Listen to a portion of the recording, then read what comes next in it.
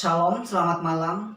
Kembali malam ini kita akan merenungkan firman Tuhan melalui renungan malam seiman tanggal 5 Oktober 2020 yang ditulis oleh Ibu Kathleen dan Pendeta Jonathan Kuntaraf dengan judul Persekutuan Pengampunan.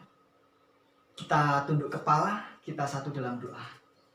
Bapa yang penuh kasih, terima kasih untuk kesempatan yang telah Engkau nyatakan bagi kami, sehingga pada kesempatan ini Engkau telah memberikan kami waktu untuk boleh merenungkan sebagian dari firman-Mu. Kiranya tuntunan Roh Kudus-Mu menjadi bagian kami ya Bapa, sehingga kami pun boleh mengerti dan memahaminya. Dalam nama Tuhan Yesus kami berdoa. Amin. Kebenaran firman Tuhan pada malam hari ini terdapat di dalam buku Matius 6 ayatnya yang ke-12. Matius 6 ayat ke-12 mengatakan, "Ampunilah kami akan kesalahan kami, seperti kami juga mengampuni orang yang bersalah kepada kami." Yesus telah memberikan teladan pelayanan kepada murid-muridnya dengan membasuh kaki mereka. Di samping lambang ini menunjukkan pengampunan dosa dari Tuhan, itu juga menunjukkan sikap mengampuni sesama dengan yang turut mengambil bagian dalam pembasuhan kaki itu. Dengan perkataan lain, ini melambangkan pelayanan kita yang efektif terhadap satu sama lain. Kita hanya dapat menikmati pengampunan Tuhan jika kita mau turut mengampuni satu sama lain. Inilah yang Yesus maksudkan ketika Ia mengajar kita untuk berdoa dalam ayat inti di atas. "Ampunilah kami akan kesalahan kami, seperti kami juga mengampuni orang yang bersalah kepada kami." Yesus mengajarkan dalam Matius 6 ayat 14-15 juga, "Jikalau kamu mengampuni kesalahan orang, Bapamu yang di surga akan mengampuni kamu juga.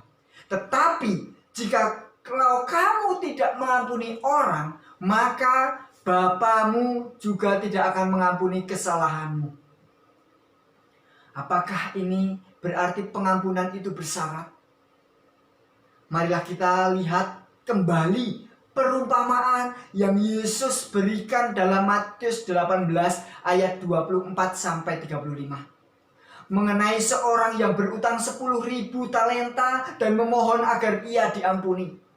Permintaannya dikabulkan tanpa syarat. Namun pada saat orang yang berutang kepadanya 100 dinar memohon pengampunan, justru ia menjebloskan ke dalam penjara. Waktu raja mendengar akan hal ini, ia langsung dipanggil kembali dan meminta agar ia harus mempertanggungjawabkan hutangnya kembali. Kata-kata raja tersebut dapat kita baca dalam Matius 18 ayatnya yang ke-32. "Hai hamba yang jahat, seluruh hutangmu telah kuhapuskan karena engkau memohonnya kepadaku. Bukankah engkau pun harus mengasihi kawanmu seperti aku telah mengasihi engkau?" Ini berarti pengampunan yang telah Tuhan berikan itu sama sekali tidak bersyarat. Kapan saja kita memohon pengampunan, Tuhan bersedia mengampuni kita. Namun, setiap orang yang diampuninya harus siap untuk mengampuni orang lain. Ketika Yesus memerintahkan kita, "Maka kamu pun wajib saling membasuh kaki," sebagaimana dalam Yohanes 13:14. Dia mengajarkan kita mau membasuh kaki orang lain dan juga membasuh kaki kita oleh orang lain. Kita perlu mengakui bahwa kita memerlukan pertolongan rohani.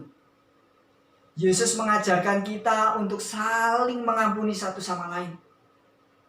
Apabila upacara pembasuhan kaki telah berlalu, maka iman kita pun memberikan perasaan sejahtera karena kita telah dibersihkan dan dosa-dosa kita telah dihapuskan. Oleh siapa? Tentu saja oleh Kristus.